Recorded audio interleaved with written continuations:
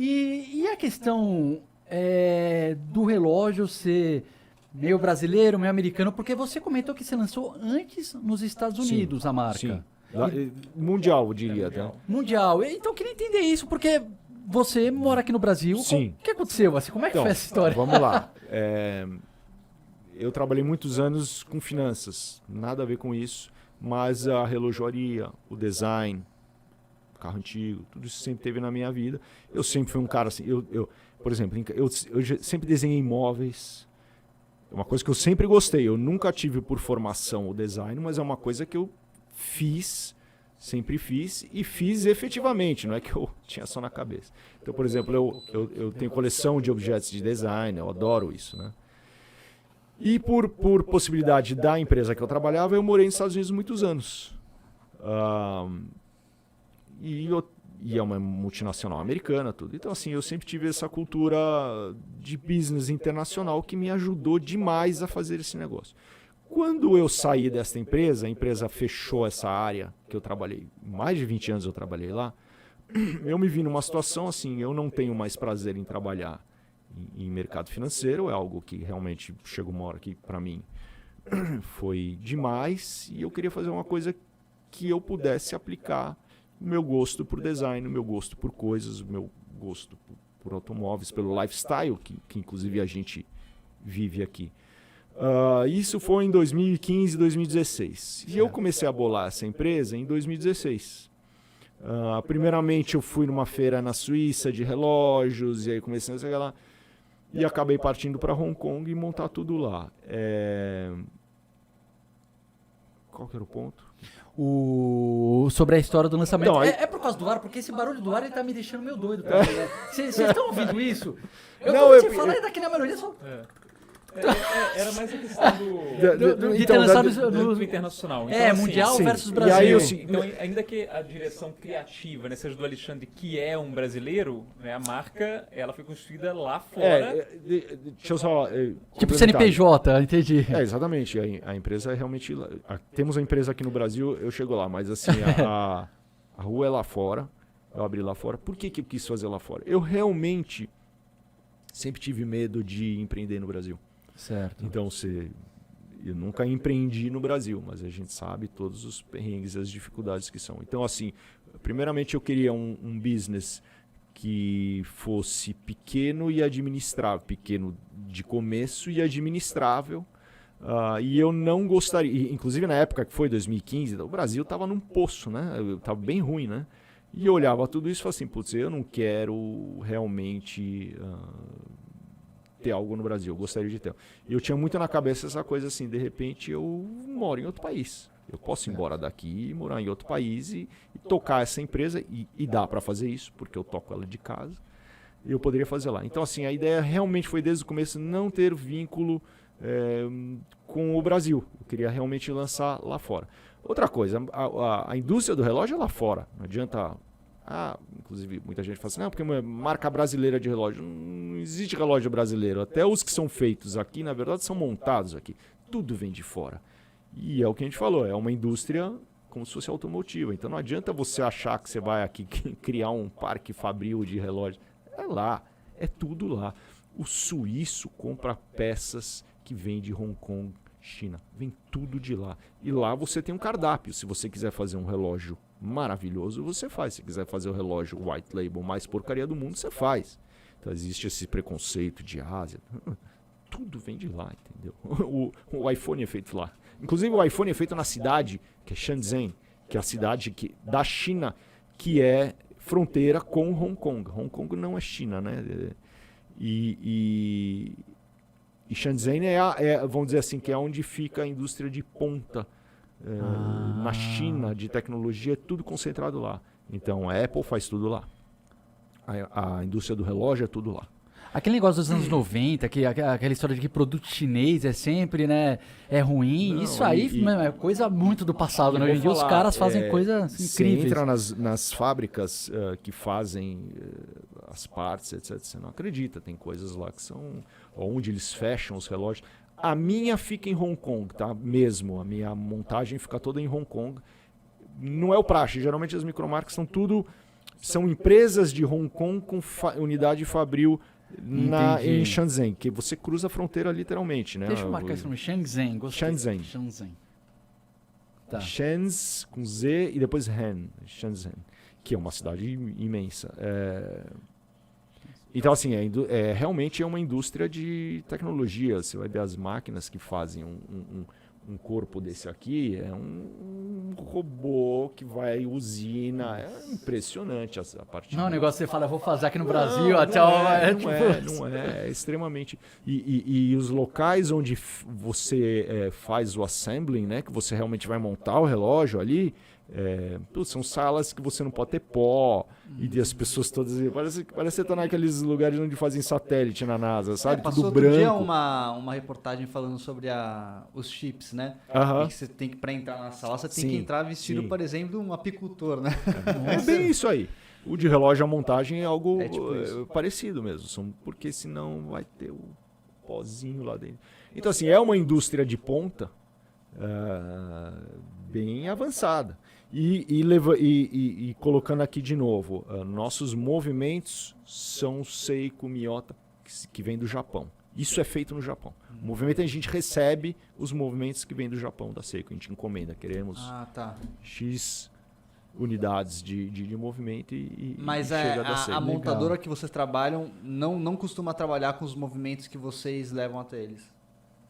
Não, sim. Assim? Sim. Não, mas eles que sugeriram ou vocês que trouxeram? Porque vocês falaram que não, eles têm eu escolho qual é entendi. o movimento, né? Na verdade, assim, e esse é uma limitação também que às vezes as pessoas falam, por que você não faz assim, assado, usa isso? As fábricas de movimento, elas não vendem para todo mundo o tempo todo. Então, Seiko sim, Miyota sim. Mas tem fábrica, por exemplo, eu poderia fazer um relógio com movimento suíço. Apesar de a linha ser muito mais caro, e nem ser melhor, tem fábricas de movimento suíço que não vão vender para mim, não vão vender para muita gente, vai vender só para uma pequena marca suíça que vai montar. Então, assim, existe de tudo, tá? Todo tipo de coisa. Mas vamos dizer, a gama para escolher movimento é muito pequena. Então não é que a Seiko tem assim, tem 40 movimentos para escolher. Não, tem 8, 9. E cada um tem uma função diferente, colocação dos subdials no lugar diferente, é isso que você vai escolher. Não é que você tem uma gama gigantesca de um cardápio assim. Entendi. E aí você, então, por conta de tudo isso, você criou a empresa fora. Voltando ao negócio lá de fora. Então, assim, eu não queria fazer no Brasil mesmo e eu não queria vender no Brasil. A minha ideia sempre foi fazer uma micromarca lá fora para vender lá fora, porque o mercado lá é grande. E eu não queria trazer o Brasil pelos problemas dos impostos que existem, de impostos para trazer. Então eu lancei em 2017, eu incorporei lá mesmo, a empresa é montada lá em Hong Kong. Em 2017 comecei a vender. E assim foi. Começou a vender para os Estados Unidos? Não, Estados Unidos, não? Mundo, né? Tá, um e-commerce. Meus principais mercados são lá fora: Estados Unidos, França, Reino Unido, Alemanha, Holanda. Mas aí como é que funcionou Austrália. o marketing inicialmente?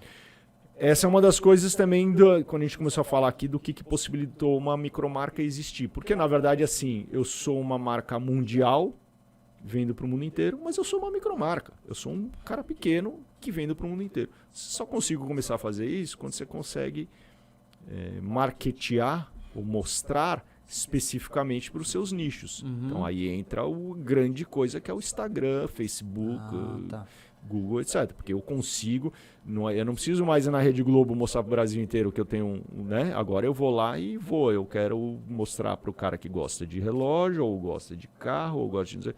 Aí tem toda uma ciência do marketing, né? Sim. Mas eu consigo atingir os países que eu quero, na língua que eu quero. Entendi. Então a propaganda vai aparecer nesse momento um cara na França em francês, ou relógio rua, isso aqui. O cara aperta 2 botões e compra o relógio. E ele vai receber em casa. Shipment direto de Hong Kong, então, imagino. Não, nem sempre. Então, por exemplo, na a Europa é um bicho diferente do resto do mundo, não. Porque o mundo é muito... a Europa é muito que nem o Brasil. Se você mandar um relógio de fora para o europeu, vai bater o FedEx na casa dele e vai ter que pagar imposto. Aí o cara fala, eu não quero, eu quero um relógio que vem daqui mesmo. Então eu tenho que ter uma operação local lá. Os relógios foram importados ou exportados para lá, eu pago os impostos de importação e os relógios viram locais. Entendi. Aí o francês vai lá e compra, eu mando, meu estoque fica na Holanda, que são esses fulfillment centers, que são esses grandes, né, centros que tem clientes como eu simplesmente mando a ordem para ele, esse centro vai pegar o relógio e vai mandar para Paris. E chega super rápido. Então, assim, se eu receber alguma ordem agora da França, quinta-feira o cara está recebendo. Entendi. Os Estados Unidos é diferente. Os Estados Unidos não vale a pena eu ter uma operação local, porque vai ter tax. Então, se o amigo nova-iorquino comprar um relógio, ele pode ter tax. Certo. No online, agora mudou um pouco ali, mas vai ter tax. Eu consigo mandar um relógio do meu estoque em Hong Kong para os Estados Unidos em 4 dias. E não é Estados Unidos, Miami. É assim, o cara tá no meio dos Estados Unidos, lá em Wisconsin, ele compra um relógio, ele recebe em 4 dias. É impressionante. Entendi. E daí o americano não tem essa questão que você falou que o europeu não tem de chegar... Caraca, não tem imposto de importação. Até $800 o americano pode comprar. Ah, tá. Entendi. Até $800. Então vale mais a pena do que eu ter uma operação local. Certo. Se eu tiver um dia um volume muito grande, aí eu deveria ter nos Estados Unidos. Mas se não... E daí então, beleza. E no Brasil, como é que aconteceu o negócio? Vamos Aqui eu lá. imagino que o estoque seja aí local, né? Sim, tipo... sim. Aí o Brasil, a operação Bom, aí 2017 lancei, 2018, 2019. O Henrique é um amigo do ramo dos carros antigos. E o Henrique, ele tem o acervo, talvez você quer explicar? Sim, eu tenho um negócio, eu também tenho uma trajetória parecida com a do Alexandre, que eu era de mercado financeiro, tinha como hobby os carros antigos, e eu acabei fazendo um negócio de compra e venda de carro antigo. Então a gente já se conhece desse universo, e no lançamento do TPS, né, que a linha TPS ela veio em 2019, 2 anos depois, o Alexandre trouxe algumas unidades para cá, e eu sempre ficava importunando ele para vender no Brasil, porque aqui a gente conhece mais as pessoas, tem uma entrada muito maior no público. Network, né? Imagino. Exato. E aí eu peguei algumas dessas unidades aí, vendi, e a gente começou a sondar o mercado aqui. E teve uma aceitação muito grande. Então a gente estudou muito como é que seria vender esses relógios aqui, porque não daria para vender direto. E apesar de ser um mercado muito complexo, muito fechado, muito peculiar, né, em termos de tributação, principalmente, a gente, no ano passado, abriu junto uma importadora. Certo. Então, a gente tem um e-commerce só para Brasil. É outro site. Que é o ru.com.br. É Ru.com. Ah, Ruot. É Ruot. Lá fora é ruot.com, aqui é ruot.com.br. Ah, entendi. Cara, eu vou desligar um pouquinho isso aqui, cara, que Melhor. esse barulho não tá enlouquecedor. Pra mim não, mais. Nossa, eu posso desligar um pouquinho, Melhor. cara? Eu tô ficando doido com Ótimo. esse barulho, tá com algum problema. Entendi. Então, daí a empresa tá em Hong Kong e daí aqui no Brasil lançou uma importadora que é como se fosse uma subsidiária ou uma cliente, não sei. Não tem... Na verdade, é uma importadora local. É Certo. uma importadora, nós dois somos sócios aqui e a gente importa da operação lá de fora. Legal, entendi. Tudo certinho, tudo bonitinho, vem via viracopos, etc. Porque, na verdade, assim... então, assim, a gente teve que... Por isso que, na verdade, eu não queria vender no Brasil. O Henrique acabou me convencendo e a gente teve que montar toda uma estrutura. Imagina, a gente tem uma PJ aqui, tudo, né, para poder vender no Brasil. E isso, obviamente, a gente só conseguiu fazer depois de alguns anos de experiência lá fora. Então, assim, tem a sua grande complexidade para trazer para o Brasil. E acho que muita gente assistindo vai saber as dificuldades que são, né? Você ter alguma coisa no Brasil e você vê como é que é. O Brasil, ele é tão complicado que ele te exige ter uma empresa no Brasil para você poder importar esses relógios para cá. Então, senão eu ia ter que... entendeu? Então, assim, no fim a gente tem uma PJ aqui, que a gente vai lá, importa, faz todo o trâmite, importação dos relógios chegam, a gente paga os impostos, etc, etc. E essa empresa aqui vende os relógios, comercializa depois da importação. Tá. Mas eu não tenho isso em lugar nenhum do mundo, só aqui. Só aqui que eu tive que fazer isso, ir lá, abrir a empresa. Que nos Estados Unidos, que nem você falou, vai Estados Unidos direto. eu não tenho nenhuma operação, nada. Eu simplesmente chipo né? E na Europa é só um centro de distribuição. Na Europa eu tenho um registro de taxpayer lá, de pagar imposto. Então, assim, eu tenho registros. E na Europa é assim, porque antes a Europa era uma só, agora tem que ter duas, por causa do Brexit. O Reino Unido precisa de uma segunda. Eu tenho que ter para a União Europeia e para o Reino Unido eu tenho que ter outro fulfillment, outro registro de imposto, outra declaração. Então, isso dá uma trabalheira, essa parte de imposto na Europa. É um processo bem chato, mas é um mercado muito importante. Então, não dá para ficar fora.